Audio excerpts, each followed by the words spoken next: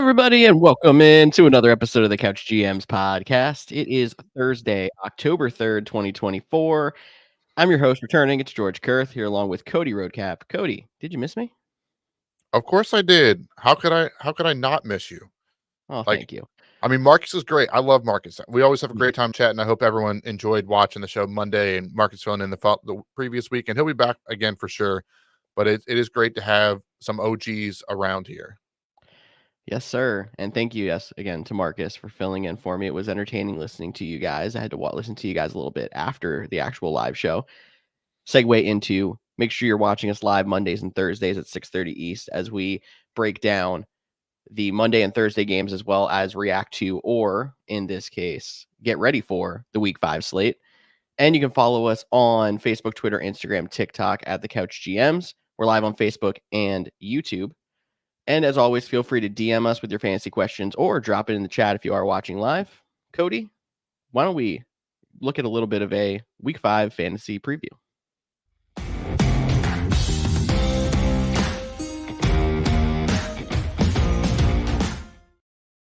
You think you're slick?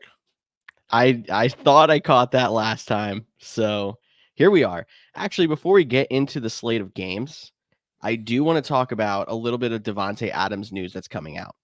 Now, I know he's dealing with an injury, but there's been reports coming out now that he would rather be traded. I think I said it the way he said it. Do you think this is going to happen? And what teams are the front runners for Devontae Adams if he does get moved? I think he is eventually going to get traded. It's outside of Brandon Ayuk. I can't think of another time that a player has said I want to be traded and then ends up not getting traded.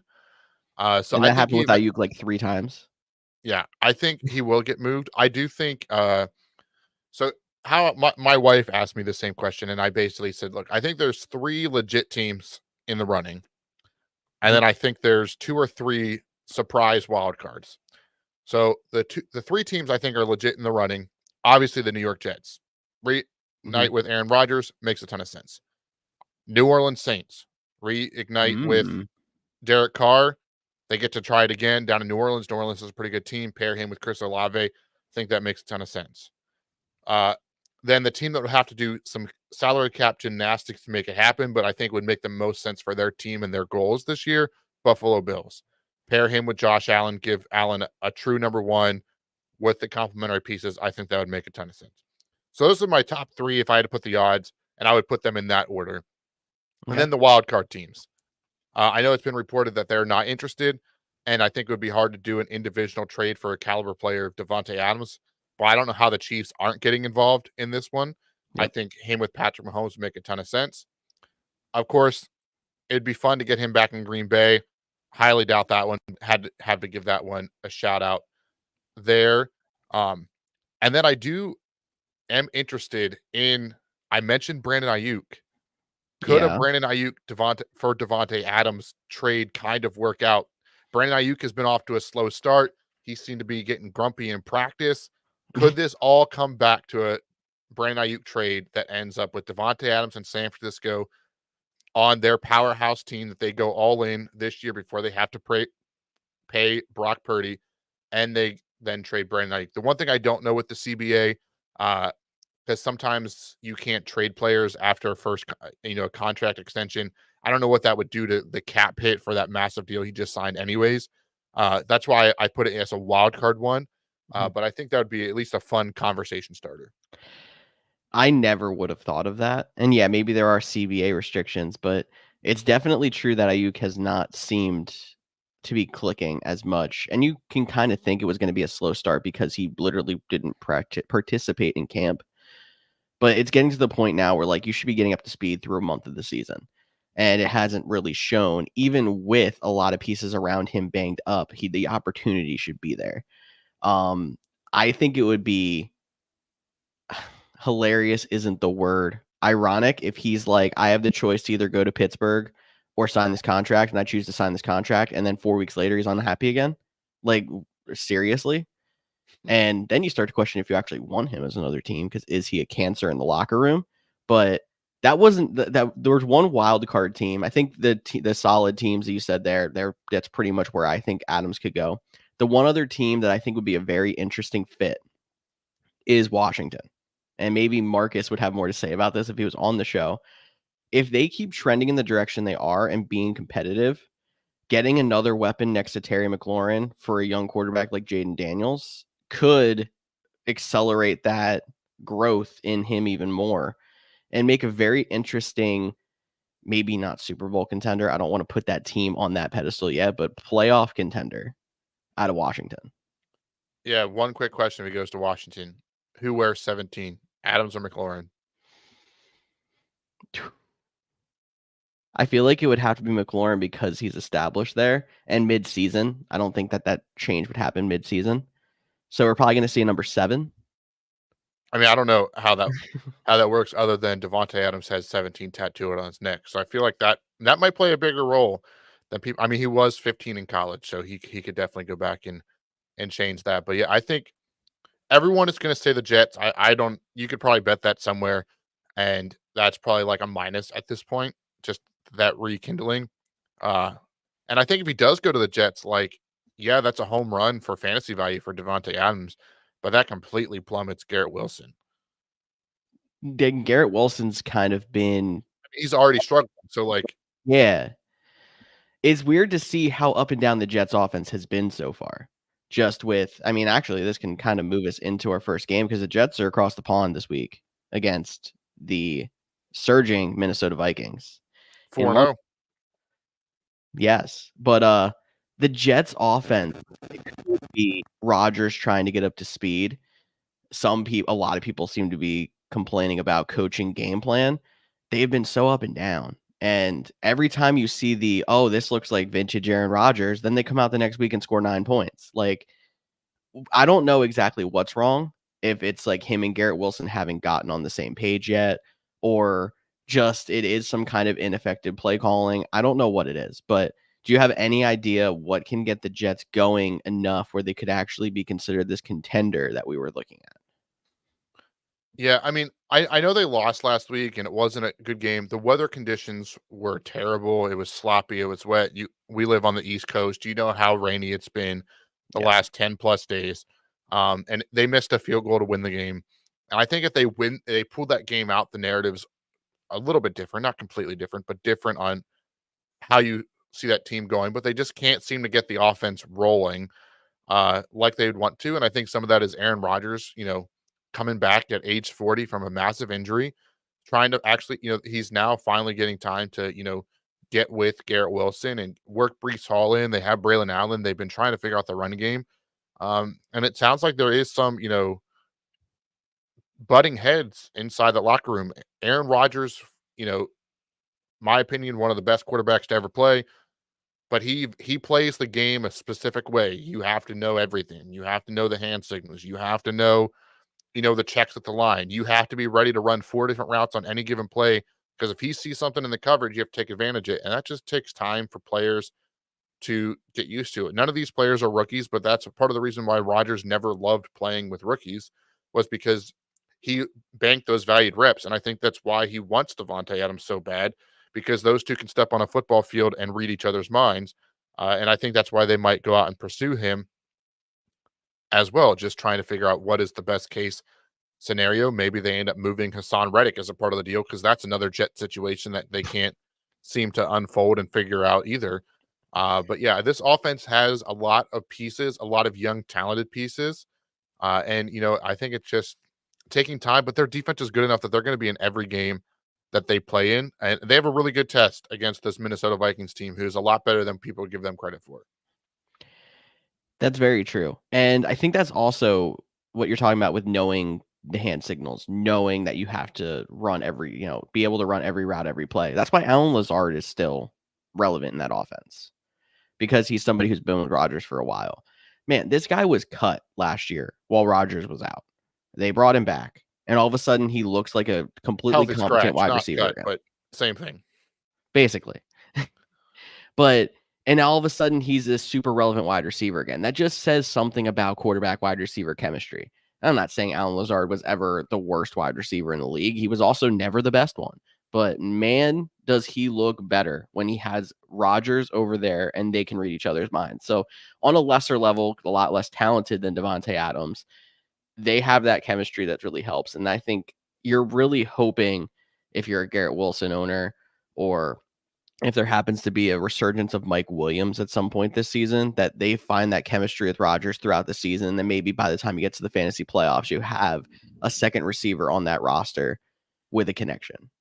No, I think that's a great point. And you've even seen in those games, Garrett Wilson will run up the seam and Rodgers wants him to bend it one way and he flattens the route, or vice versa. Mhm.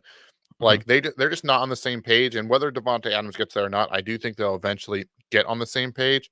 It's just taking longer than expected. But this Minnesota Vikings team that they're going up against, the remaining undefeated team in the NFC East, they're coming off a win against the Packers, where they looked really great, then really bad, then they came back and won at the end. That was a very interesting shootout game against a division rival.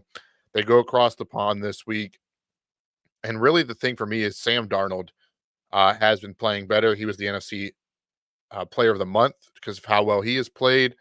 Justin Jefferson looks good. They got Jordan Addison back, and he got in the end zone twice. Aaron Jones and Ty Chandler, they're balancing out. Aaron Jones looks great, but they're balancing him out with Ty Chandler to keep him fresh. They're eventually going to get TJ Hawkinson up. So this Vikings team was a team that we did not expect to be very good coming into the season, balling out, looking great. And I saw a question on Twitter Okay. or X. If Sam Darnold keeps this up, does he get a contract extension? Or is this like a tag and trade because they drafted JJ? I know we're only 4 weeks in, don't want to overreact too much. We don't have to spend too much time on it because we got a lot of games to go to, but I saw it on Twitter and I had to ask. I think it depends how good. If they keep looking this good, end up as a 12-win team, and win a playoff game or two, I don't see how you don't go out there and try to make an effort to keep Sam Darnold as your starting quarterback. How old is Eh, he? Do you know this off the top of your head? I don't, but I'm pretty sure he's still in his 20s, so there's still He's time. 27. He's There's only still 20. time. Year I mean, 7, like, you don't really 27. want a franchise quarterback, like, stepping in at 27, but when you consider a quarterback can play till 35 years old in most cases, you have a window with Sam Darnold. No, exactly. And just so you know, that's the same age as Joe Burrow. So, like, when you're talking age and how you look at everybody, Sam Darnold is playing well. And I think until further notice, until he shows and he comes back to the Sam Darnold that we know, that you're playing all the Vikings you can on that offense, because their defense is one of one in terms of their complexity. So it's very hard to game plan against. They get after it. And Sam Darnold is just taking what is available and moving the ball down the field. It's not splashy in any way, shape, or form. Like it's not the big gunslinger. It just moves. It's very similar to Brock Purdy in San Francisco. Brock Purdy doesn't do anything that wows you, but Mhm. he is super consistent. He's efficient, and every one time a game he makes a big throw, and that's what Sam's been doing to start this season. I'm glad you finally, like, someone mentioned it about Purdy, because I feel like everyone puts Purdy on a pedestal, and, like, he's definitely not the most talented quarterback in the league. But man, does he just execute. That's all it is. Um, Before we go into the early window, I did kind of skip the fact that bye weeks start this week. So that's kind of important if you're dealing with fantasy football lineups. Byes this week are the Chargers, Eagles, Titans, and Lions. So obviously some key people to replace, like Jalen Hurts, Amon-Ra St. Brown, Saquon Barkley, David Montgomery, Jahmyr Gibbs, A.J. Brown, Devontae Smith.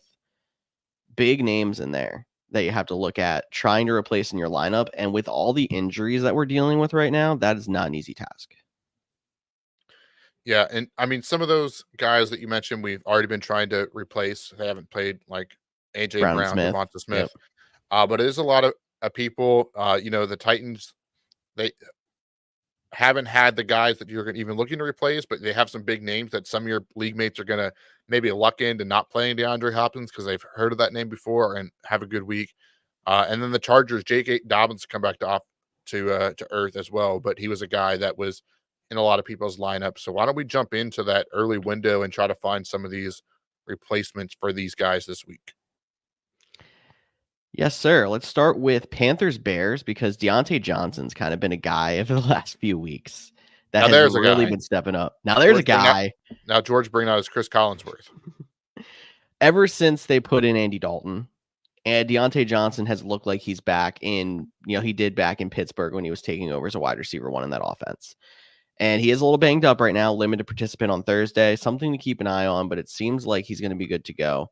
He I did don't go really DNP to care. limited. So yeah, I'm right there with you. Don't care. Yeah, As long as he is active, he's in my lineup. exactly. He's proven that. I mean, I know there was a slow start for wide receivers, but despite the fact that he did essentially nothing in the first 2 weeks, he's still a top 20 wide receiver on the year so far. Shows how well he's done the last few weeks.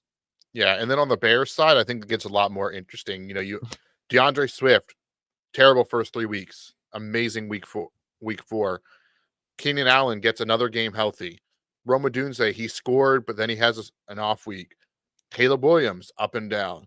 Like this, DJ Moore up and down. This whole Bears team has been up and down. Mm-hmm. You might have to because of bye weeks, but is there any of these Bears players you're starting with confidence? With confidence, no. That I'm starting, yeah, in some cases because I kind of have to. I have a couple of shares of DJ Moore, and it's interesting because obviously I was busy last weekend, but DJ Moore, I saw a notification he scored a touchdown. I'm like, oh, finally, he probably is waking up. And then I look later, and he still only scored 9 points despite scoring a touchdown. If that's not the story of how DJ Moore and honestly most of the Bears have been this year, I don't know what is. Anyway, I am trying to avoid them even, with all the injuries going around as much as I can, because I feel like you're just setting yourself up for 4 points. And you're basically trying to guess who's going to get the touchdowns. And 1 week it's, Roma Dunze. 1 week it's Cole Kmet, which how the tight end market's been lately. 1 week it's DJ Moore, but he still doesn't score. Last week DeAndre Swift had the big game, but they're not performing well enough to sustain good fantasy performances on a regular basis. You're just trying to guess the 1 out of 5 guys that's going to hit it that week, and I don't like that for my lineup.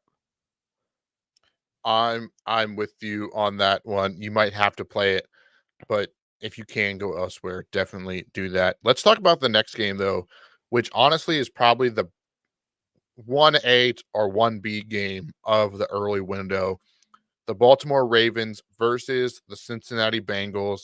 The Ravens are coming off a game where they just dismantled the Buffalo Bills. The Bengals got their first win, albeit it was against the Carolina Panthers. What do you make of this game? For me, the Bengals, I think they can pass on the Ravens. That's where they can take advantage of it. I think the Ravens, you're still playing the guys that you would, which is basically Lamar Jackson and Derrick Henry. The tight ends is just tight ends in general is so tough on Mark Andrews or Isaiah Likely. But let's start there. Which one are you playing this week if you have to play one? Oh, I was going to say neither. Darn. It's still got to be Likely. You're still Just Likely. because I'm still Likely. Because, I mean, they've both been bad, but I've still seen more targets for Likely on a weekly basis than Andrews. Andrews, if he wasn't even active, I feel like I wouldn't even notice half the time. That's how bad it's been. Yeah, I think you're right.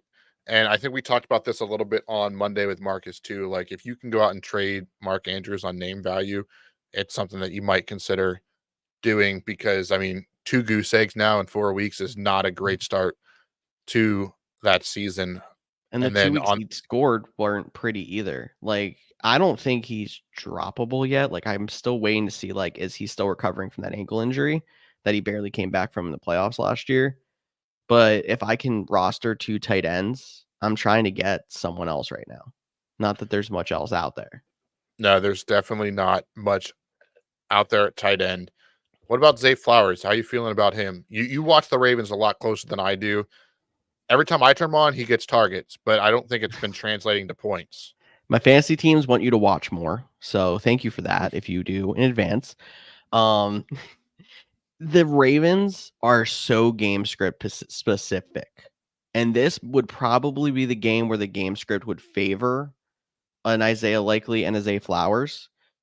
But you've just seen like the last 2 weeks, they were blowing out the Bills. Derrick Henry goes for almost 200 yards. 2 weeks ago, they're ahead of the Cowboys so big, they're basically just running the ball out the entire game. And they're a good enough team to get in situations like that regularly, which makes it sketchy to play some of their passing weapons.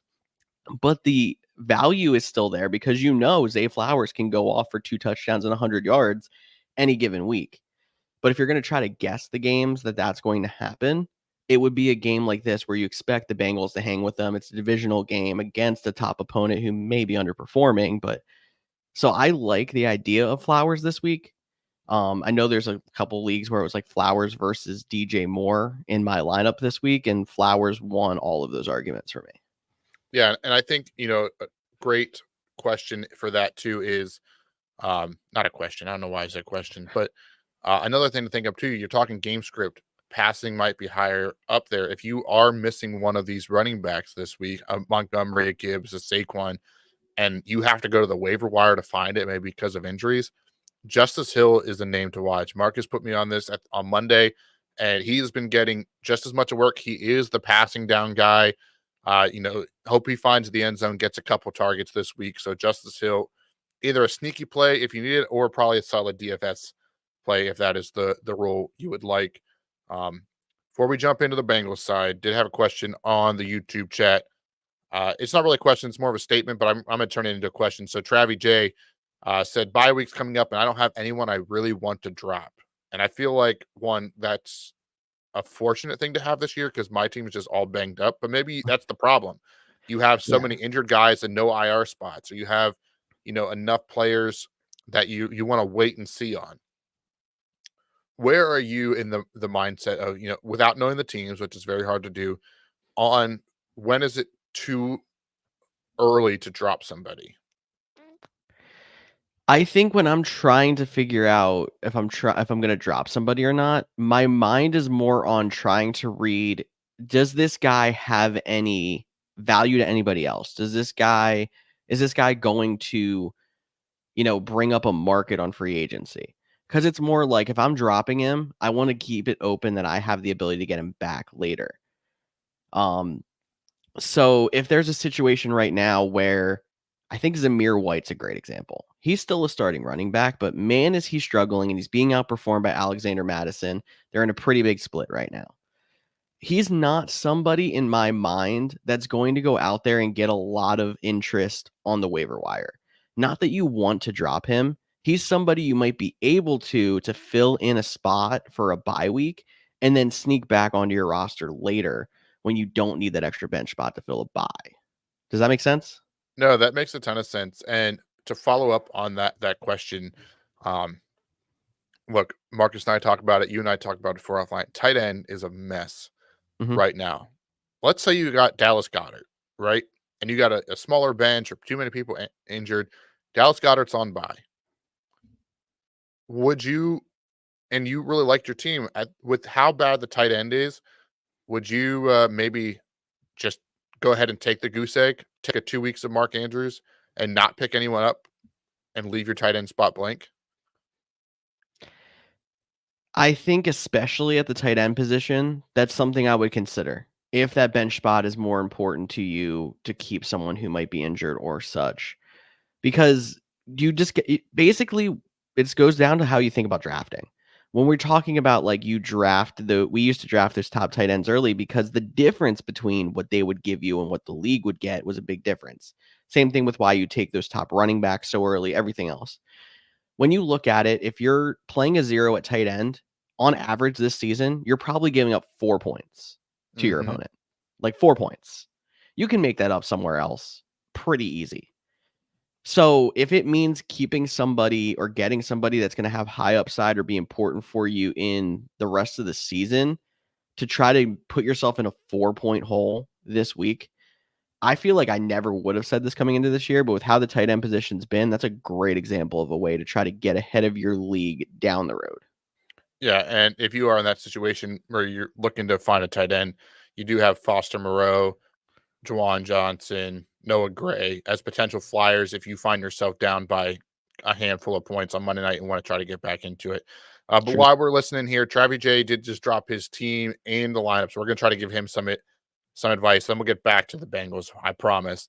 So his quarterbacks are Love and Baker, Henry, Joe Mixon, Tony Pollard, Austin Eckler, Jordan Mason, Bucky Irving, Nick Chubb on IR, Amon-Ra St. Brown, Cup, DK Metcalf, T. Higgins, Kelsey. Defense is Vikings, kicker is Moody. Trade ideas are advice 12 team PPR. So I definitely see why he has the people banged up, or he might not want to drop anyone.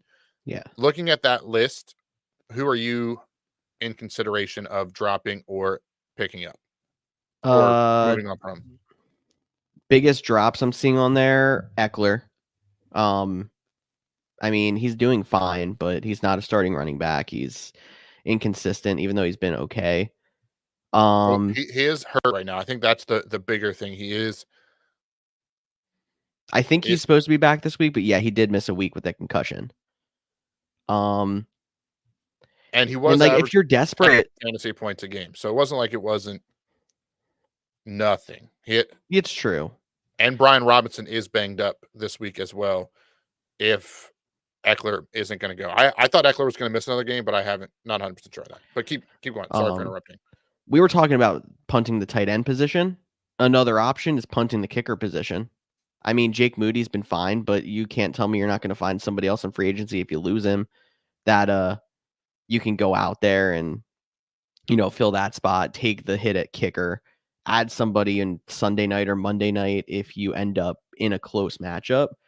But really, the way I'm looking at it, you're banged up. Like you're missing Mixon for now. Chubb's on his way back. It's much good or bad. I think Cubs hurt right now. I like holding with this roster. I don't like making a lot of splash moves because I think you are set up pretty well with your depth to get through when some of these guys get back. Yeah. The two things that stick out to me: Mm-hmm. one, are you starting Baker Mayfield tonight? If you're not, there's one. Same thing goes with Fair. Bucky Irving. If you're not starting him, wait till after the game, see what he does. If he balls out, you hold him. If he has another poor performance, you cut him, pick up the guy you need, and then you could probably make the swap back next week. I think And I'm those are, assuming you're probably not playing Bucky Irving. If you're starting two running backs, it's probably Henry and Mason. yeah, with Mixon probably out another week. Yeah. And then you still have Pollard if you end up needing to start a third running back and you're not starting Bucky. Yeah, and then at wide receiver, assuming it's three tight ends or three wide receiver, or two in a flex, you have Amrad, DK, and T Higgins. So I think you're good there. Um, I DK mean, and Higgins this week with the bye. So I get the argument there. I mean, I don't think I'm making any rash decisions even when you're trying to fill holes for buys. Like I'm just kind of just holding a lot of this roster. Or like Cody so said, cut the extra quarterback or cut Bucky after the game if he struggles. so let me ask you this: Mm-hmm. looking at his team right now, just assuming it is two running back, two wide receiver, two flex. Okay. Derrick Henry is in your lineup. Yep. Jordan Mason is in your lineup. Yep. DK Metcalf, T Higgins is in your lineup. Cooper Yep. Cup's not going to play. Amral's on bye. Mm-hmm. In that flex spot, are you starting Pollard, Ecker, or Bucky Irving? I think that's the question, because we're Yeah. talking about cutting Bucky Irving, but he might be the best flex play He might be the best flex play. I'm trying to see if I can peek because the at. Titans are actually on Titans bye are too. actually on bye. You're right. We're not playing Pollard. So you're playing Bucky Irving, which I think is fine. You're in It's bye Irving or Mageddon at the Eckler, moment. because Eckler is upgraded to full. I did check that out. We could talk Okay. about the Commanders after that. I still feel like I kind of like Bucky Irving in his matchup better than Eckler. It Yeah, I could think just be that's me. the call right there. But really, it's which quarterback are you playing? And And I'm you, probably leaning Baker.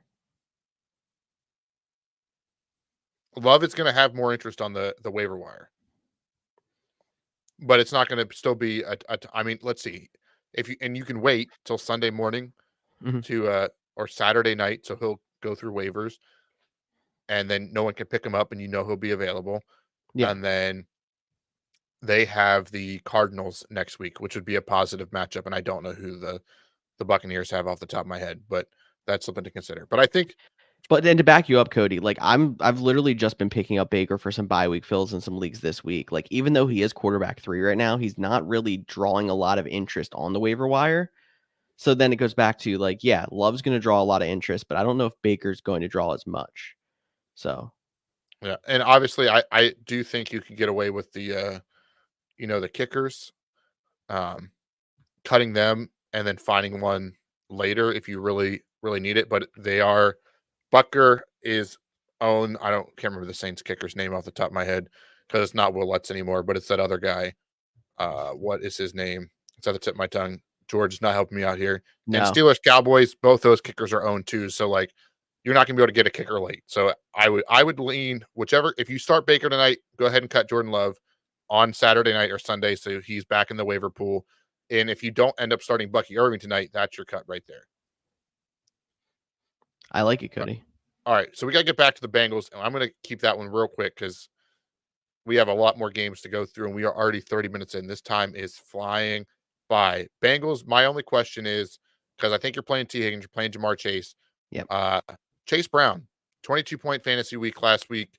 He's averaging over 6 yards per carry. He is getting outworked still by Zach Moss, but he is looking better. If you need someone, would you play him, or do you think that was just because they're playing the Carolina Panthers?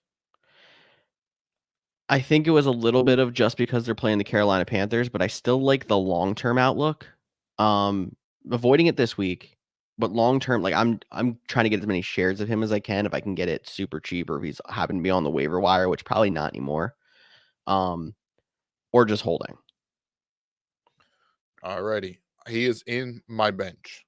And my wife He hates is that every time. solidly on your bench and not leaving there until he goes to your starting lineup. That's the way I'm looking at it. In my one league, he might be my starting lineup because I'm the opposite. I might even be the league of record. I might be starting him this week just because I have my 3 IR spots full and 2 or 3 people out already in my bench. And I'm in not having a great time when it comes to fantasy football. But you know what is a great time? Bills versus Texans, 1:00. How this game is at 1:00, not 100% sure. But the Texans, they have been a little bit not as spectacular as people thought. Nico Collins is balling out, looking great. And then the Buffalo Bills, they got humbled on Sunday night last week. Did that humbling scare you at all for any of these Bills players? No, That you I would don't play? think it did. I mean, I think the Bills as a whole kind of just came back down to earth. I think they were overperforming. I But with that predicted being that they said, would go to 3-3. They were 3-0 and they were going to go to 3-3, and I still think that's going to happen. because they went from some teams they should have beaten to some teams that are going to be very hard to beat. And there's nothing wrong with that. We obviously had temper expectations for this Bills team because of all the turnover, losing Stephon Diggs, etc. But I think the fact that they've been able to put together some wins and be competitive for the most part outside of last week, regardless of all of that change, gives you hope as a Bills fan that if some of these receivers keep working on getting on the same page with Josh Allen, the defense can keep gelling. They still have a chance to make a run this year. It's probably the least pretty of their chances over the past 5, but it's definitely still good to see that they are a competitive team. And I'm not worried about them, as singles in fantasy or as a whole as a team, but this is a tough test going against the Texans. Definitely, but I think the guys you've been playing in Buffalo, you're playing them. The guys you've been playing in Houston, you're playing them. I Khalil don't think there's Shakur, keep riding my flex to a championship, bro. all right. If you do that, you're gonna get his face tattooed on your upper left thigh. There you go. I don't know why that That if Khalil I Shakur's face. win a championship with Khalil Shakur in my flex, at least most weeks, I guess, because he's gonna have to sit for buys and stuff. That is interesting. Okay. Well, there's no way I'm winning a championship with that team, but it's been hanging in there. And now everybody wants it too. So we'll have to give you updates throughout the season on where we stand with that one. An update we do got to give you though is Jonathan Taylor banged up, did not practice Wednesday or Thursday with an ankle injury. Doesn't sound great for the Colts game against the Jacksonville Jaguars. And who is their backup? Trey Sermon. That's the name you Yeah, haven't heard for a while. that's exciting. But if he's the starter, he's at least the volume is there. You would expect the volume to be there, especially with Anthony Richardson being limited with the oblique injury. Will he be back? Will it be Joe Flacco? I know the wide receivers got a boost with Joe Flacco in there, and we'll see if they hold Richardson out for a week. The Colts, there's a lot of question marks there, but how confident are you playing Trey Sermon if you have to? With no Jonathan Taylor at all, I feel like the Colts have been the light version of the 49ers. No matter who ends up starting at running back on that team, has a chance to be a very solid fantasy play. So I think you have to take volume on a solid running team. He's a fantasy option. So I like it as long as Jonathan Taylor's completely out. Perfect. And then the Jags, the only remaining winless team. Mhm. What do you do with them? Like Christian Kirk, Brian Thomas Jr. Eh, Somebody, it's like somebody has to get the points at some point. I mean, even ETN and Bigsby, they're splitting carries, so you're not playing either. I mean, you're playing ETN, but you don't love it because of how much work Bigsby is getting. Evan Ingram, maybe he'll finally be back and get into that tight end mix and give you 5 points, be like the best tight end on the week. But that 1 point edge, man. Jacksonville, tough scene right now. It is, and it's interesting how tough of a scene it is because you're talking about all these guys that have been at least decent in fantasy. Like, I mean, obviously, you're not getting much more out of low-end flex production out of Brian Thomas and, Christian Kirk, but at least it hasn't been a complete wasteland.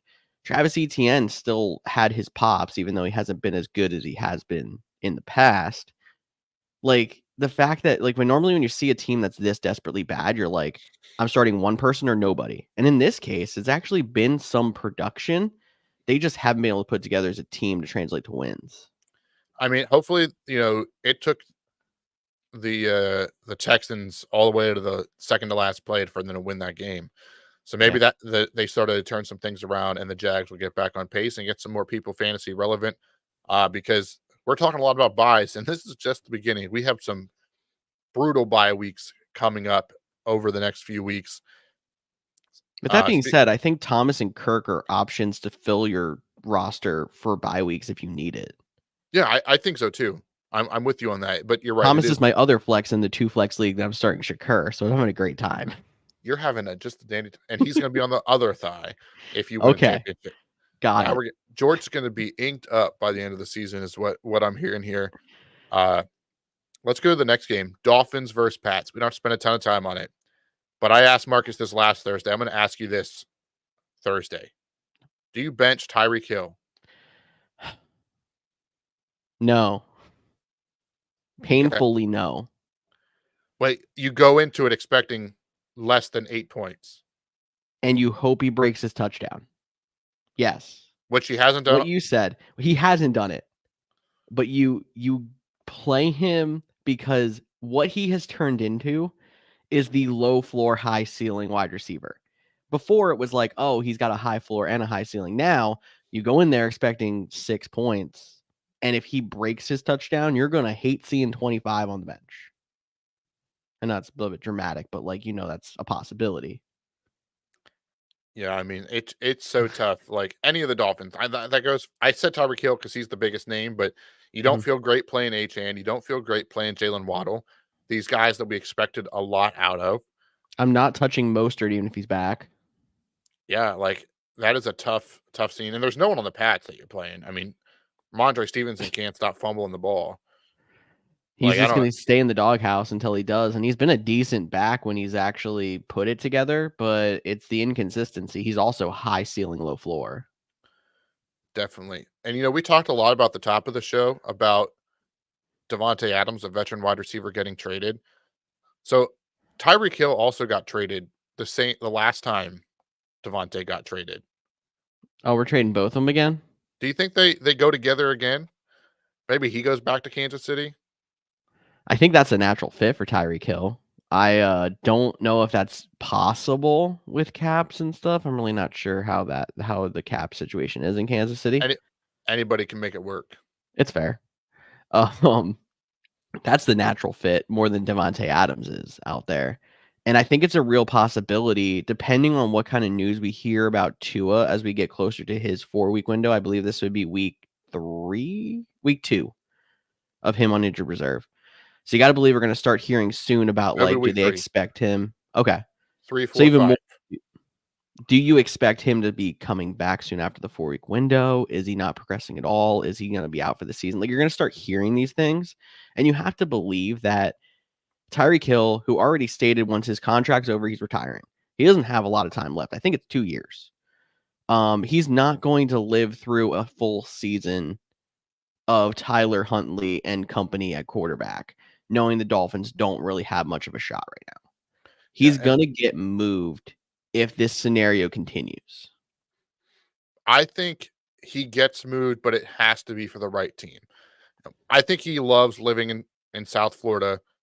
Maybe not after week 1, but he previously did I love living in South Florida. He loves, Mhm.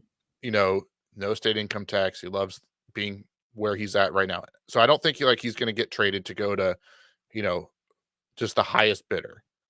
But I mentioned this Tampa to Bay? Marcus. I'm kidding. I mentioned this to Marcus Mhm. because Marcus and me talked about this a little bit on Thursday too. But I wanted to get your thoughts on it, or Monday, whatever the days are running together. Yep. It would mean a lot in terms of legacy because no matter how you spin it, if he goes back to Kansas City and they complete the three-peat, like, especially for how many offensive woes they're having, like, I think he could go down. Like, he's already probably going to be a Hall of Famer. Like, but if he would go back to Kansas City and win the Super Bowl, have a big, game, probably not win MVP because they don't give it to anyone but quarterbacks. But heck, if he did, like, you just give him the gold jacket on the podium when they're holding the Lombardi trophy. Amen, actually. And yeah, I mean, he's somebody who seems like he has his plans for after football. He wants to make his impact, solidify his legacy, take the rest of this contract and just leave. Doesn't seem like somebody who wants anything other than that. So that's a good point. That and going back to somewhere familiar with a quarterback that's familiar seems like the one place he would go. Yeah. So I'm interested to see if that does come to fruition or if he does get moved or maybe Tua comes back and, saves this Dolphin season. And, there's still potential for that to happen as well. Last early window game, Browns versus Commanders. Commanders look great. Play Jaden Daniels, play Terry McLaurin. Browns look awful. And then just have to watch the running back room. Brian Robinson not practicing. That one's concerning. Eckler looks like he's going to make his way back from the concussion. And then Jerry McNichols, pay attention to that because I think he had a 2-touchdown day last week in Eckler's absence. Maybe not a guy you're throwing in your lineup, but a fun DFS play if Brian Robinson or Eckler doesn't go this coming week. I like it. Not much more I have to say about that. I'll just skip over the Browns. Yep. Late window, we got Raiders Broncos, and we don't know if Devontae Adams is going to go in this game. Just with his hamstring injury, nothing to do He's with the not actual expected trade. to. Exactly. So they've been struggling, as we know. Does this not having Adams give any consideration to anybody else like Jacoby Myers, or are we just avoiding it? I'm just avoiding. They didn't have Adams last week. Like they think they still got the win, but they against the Browns. That just gives you how bad the Browns are. But it wasn't anything spectacular. No. And I'm keeping an eye on that running back room still to see if White finally starts to break out or if it keeps kind of being Alexander Madison's backfield while they keep trying to get White going. But I'm not playing anybody on the Raiders if I can help it. Yeah, not against this Broncos team. I think Brock this Broncos. Bowers, my bad. Sure, you can play him, but that's a tight end. I'm not even. That's not a position anymore to me. Cool. We're almost to the level of tight ends don't matter about as much as kickers. So RIP to the tight end bucket and dartboard. RIP. But this Broncos defense is actually pretty good. They could be a potential stream this week as well. And outside of that, you have all their guys have been like borderline number 2s or flex plays anyways. So if you need them, play them. If not, find something else. Pretty much. Not an exciting one there. Exciting divisional matchup. The San Francisco 49ers and the Arizona Cardinals. I feel like the Cardinals have been producing pretty well, and it's just not turning into wins on the stat sheet. Is that just me? Yeah, and they did get slowed down a little bit more than expected last week. And their matchup with what team did they play? I cannot remember off the top of my head. But they struggled. They scored like on the first drive and then didn't score again, which was very concerning. But Marvin Harrison Jr. still seems to be the top target there. I think they're going to get Trey McBride back this week. If you want to fact check me on that one, feel free. But yeah, Kyler Murray, he didn't play great, but I think This is not a great matchup for him if you need to stream somewhere else. But this Cardinals team, they feel like they're on the brink still of being Mhm. a competitive team. They just haven't gotten quite there yet. Maybe we gave them too many flowers to start the season. Um, but yeah, I think it's going to be a tough matchup against this 49ers team that has Debo Samuel back, has George Kittle, has George Mason. Not George Mason. That's a college Yeah, that Jordan did Mason. an upset in a NCAA bracket one time. Uh, Fun fact, random fact. That's not Tyler's Albaugh fact, but it might as well should be. But yeah, Jordan Mason's there. Yeah, Just no CMC, but all the 49ers are good to go. exactly. They ran into the buzzsaw that was the Commanders last week. That's what happened. And Trey Yes, McBride is limited in practice, which means he is in the final stage of the concussion protocol. So that normally leads to good signs when that happens on a Wednesday or a Thursday. Some people even clear when they go limited on a Friday. So I'm expecting him to go and give a boost to that Cardinals offense. for sure. Packers, Rams. No, staying in the NFC West. Packers go out west.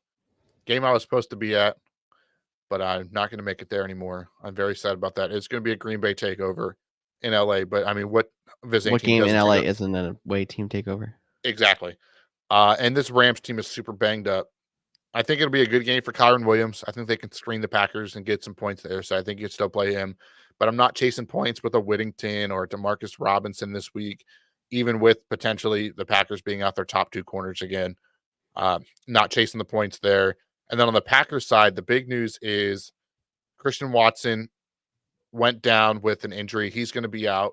Dontavian Wicks came in and started to see like 25% of the target share, which is something to monitor. And I believe today Romeo Dobbs did not practice, but I did not get the official injury designation for that. If that was like a rest day or so it was a personal day. So Dobbs should be back. So wanted to clarify that one. If you saw him on the injury report, and then but Josh Jacobs, I think they get going with him this week. So I think he'll come back to earth. I know they got down 28-0 in a flash last week and completely took him out of game script and everything. Jordan Love 1 week healthier. Think it should be a good game for the Packers. Think the Rams are going to struggle. How much do you like or dislike Demarcus Robinson? Would you play him or Jalen Waddle in his questionable quarterback play? Oh, Jesus, George. Oh, Jesus, that's not good. So I would say I would play Jalen Waddle for the Mm-hmm. same reason you play Tyreek. Upside. You hope for 7, but there's a Mm-hmm. chance for 20. Got it. And with Demarcus Robinson, I think you hope for 12. And that's about the highest you're going to get. That makes sense. Playing for the upside there. It's a dynasty league, so don't freak out too much. That one's a little bit of a different situation, but For sure. wanted to throw that one at you and see what your reaction was. Not great. Just like this Not match, great. the next matchup of the Giants Seahawks. Not great. Not great. Malik Neighbors, the shining light of the New York Giants, still in concussion protocol. Seems like a long shot to go. I mean, outside of Wandale him, Robinson week. You let's looked not. so unamused. You don't even have to say words. I understand. I Okay. understand. And if you don't understand, go to YouTube, click to the 48-28 minute mark, or I guess go back 10 seconds. So 48-18. Watch my reaction, then go down and hit subscribe. That was smooth. I like that a lot. Nice.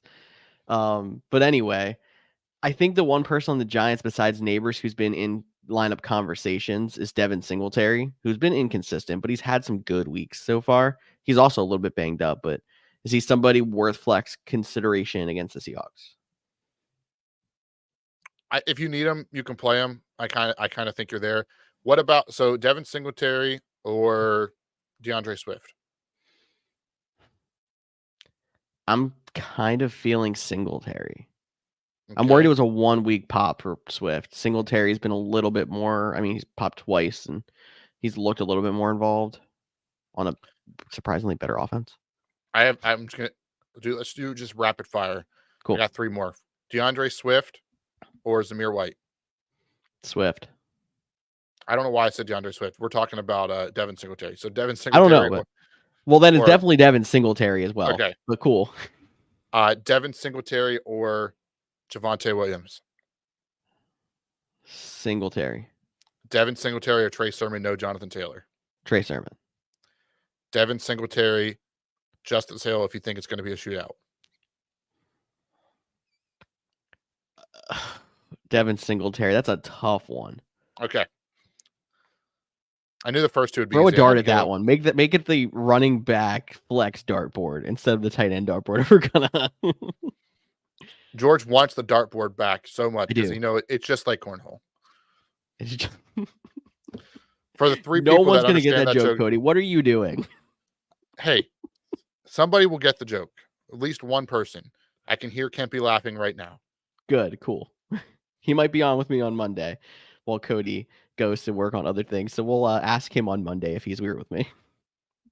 Perfect. I think he will be. Let's move to Sunday Night Football, which if this game was in the 80s, it would be a juggernaut of two great teams. It's not. We're in the 2024 Cowboys Steelers. The 2024. And I mean no Brandon Cooks. I think he's going to be out. He seems a little bit banged up. Now you weren't playing him anyways. The Cowboys, it's Dak and Jake and CeeDee. Those are your three guys. You're not trying to get cute with anybody else if you need them in a bye week. And then the Steelers, do you like streaming Justin Fields this week? Every single time that I've needed to find a quarterback to stream this week, he's come up in conversation, but I've found somebody else that I like better. Okay. I think Geno Smith's been in those conversations. I'd rather play Geno. Baker Mayfield's been in those conversations. I'd rather play Baker. If you want to go doing rapid fire more, you can. But I mean, like, he's near that borderline could be played. I don't think it's a horrible play, but I think there's just too many people that have been available widely that I like better. Cool. I like that. George Pickens, he's in your lineup because he still make plays, and he is a guy that's so close to having monster weeks. Just one pass goes the wrong way, or I think he fumbled at the 2 this past week, and it was just like, oh, you were so close to a monster week. I blame Justin Fields. And there's no running backs that I would play either for this team. Chris Boswell, that's the real one you should play. This is going to be a kicker battle. Boswell versus Aubrey. Line up. Just make it a kickoff the entire game. But not the new actually kickoff. New kickoff. But stinks. no. Field goal kickoff. I have to specify, I guess. It'll be like a hockey shootout, but with field goal kickers. I'd be entertaining. I'd watch it. They move back 5 yards every time. Aubrey would win that, but Boswell would be good for accuracy, probably 55 in. Do you remember, throwback, probably like Madden 06, 09 in that range, where they would have like the mini games? And there was the one kicking mini game that had like the green right down the center, then it was 2 yellow. Like, I remember that, yeah.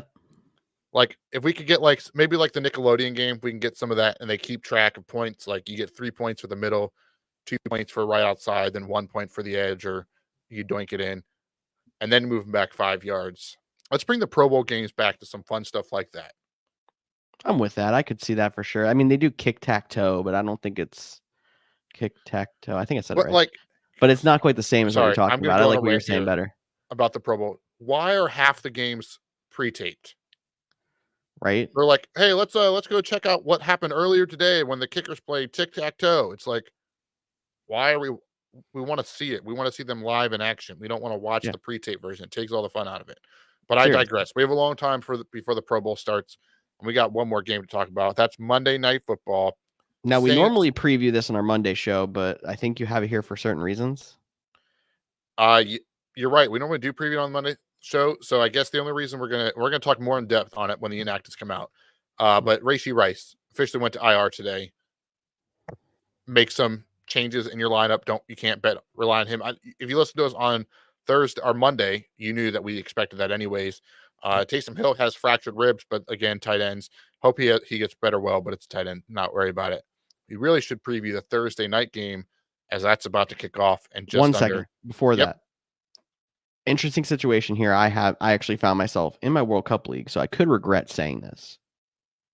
We don't know for sure if Rashee Rice is out for the season yet. That's probably expected, but like they seem to be tiptoeing around the fact that he has a torn ACL. He got dropped already. Yeah. Do you add? Exactly. You have IR spots. Yeah. Okay, so check your waiver wires. I'm sure I'm not in the only league that he's been dropped. Somebody definitely jumped to the conclusion he had a torn ACL. Turns out we don't know yet. Yeah, I mean, what's the worst case happen? They say torn ACL in 3 days and you drop him back. I mean, you have an IR spot. It's a free pickup. Okay, I hope cool. somebody's listening right now and goes and steals him from you You're welcome. because I don't want you to win the World Cup. I want to win the World Cup. We're in different leagues We're still against each other. in year 4 after we both make it. Let's preview Thursday Night Football. Boom, boom, boom, boom. I don't have a Cody bumper. doesn't make bumper. Thank you for doing the fake music instead of me. That's appreciated. Of course. Bucks Falcons tonight. Guess what? I actually do have a bumper. That's funny. We have gone off the rails, everybody. At Here we go.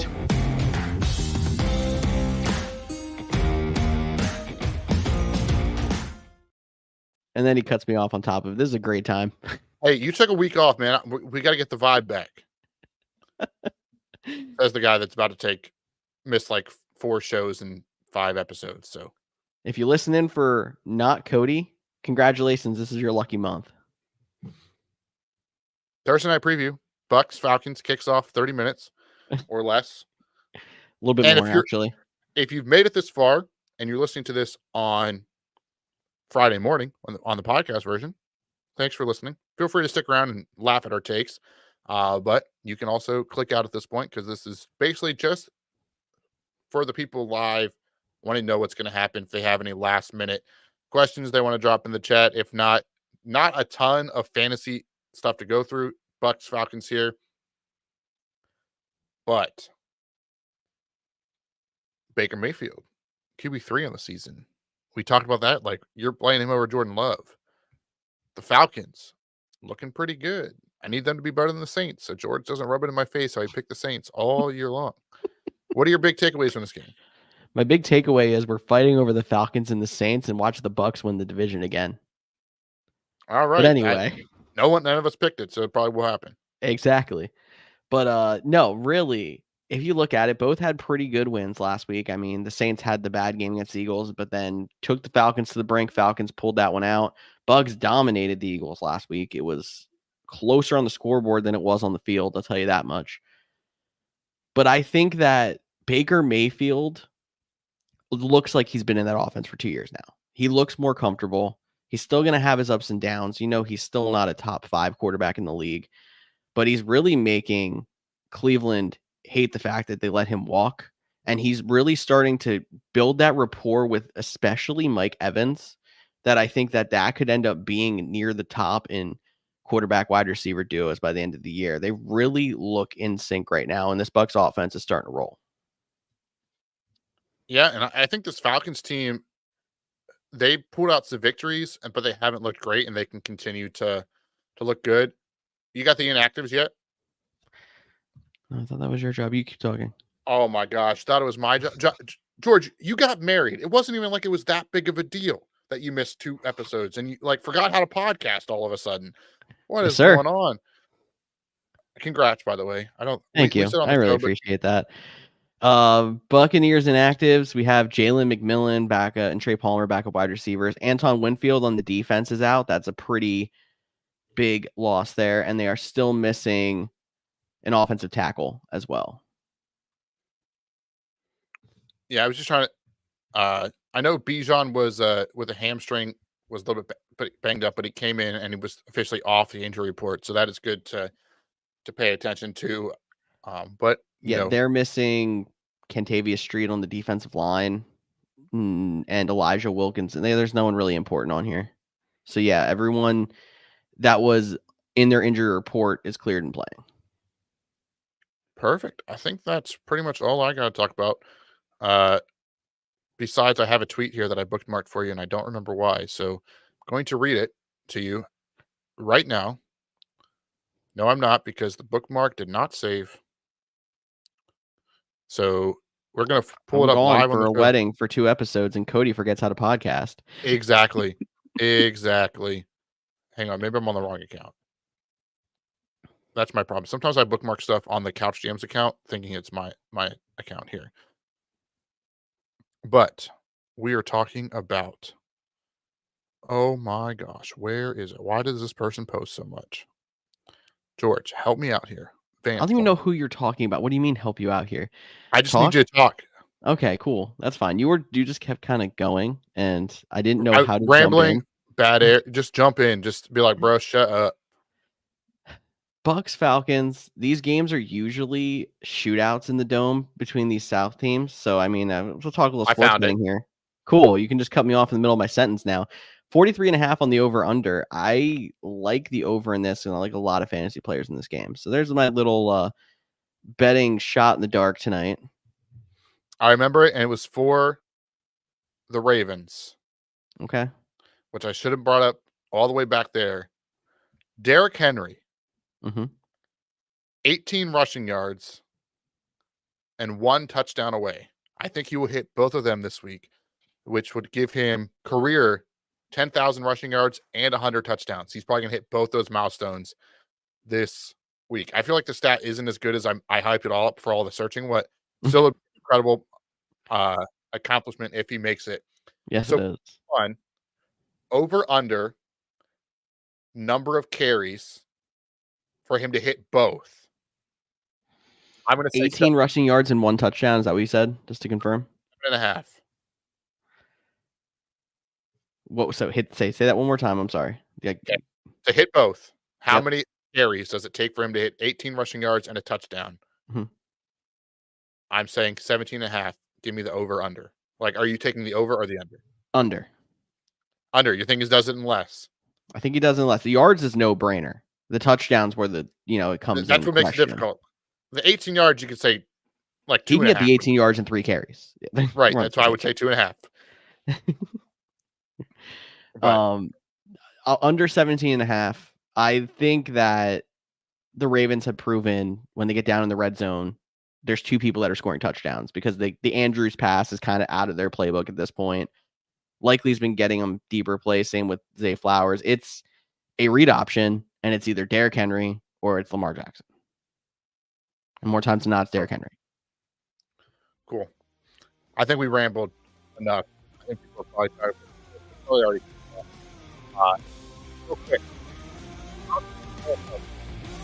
Henry go for 199 in that game. You kind of broke out because of the music. How did Derrick Henry only go for 199 and not get to 200? They fed him 3 carries trying to get that 200th yard. That's not what I said at all, but that's okay. Cool. I was asking Tyler's thoughts. We have to ask him when he joins the show next time. But as always, thanks for checking us out. Follow us on social media. I'll be back next week. George will be back on Monday, and we'll talk to you all then.